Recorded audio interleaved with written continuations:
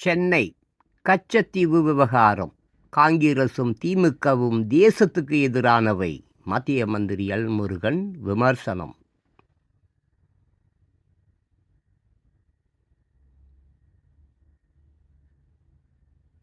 திருப்பூர்.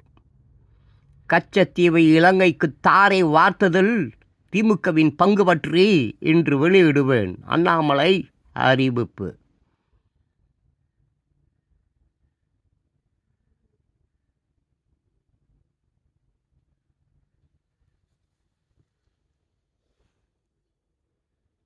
புதுடெல்லி. கச்சத்தீவை மீட்க 10 ஆண்டுகால ஆட்சியில் செய்தது என்ன? பிரதமர் மோடிக்கு கார்கே கேள்வி. ஹைதராபாத். சந்திரசேகர ராவ் சென்ற வாகனத்தில்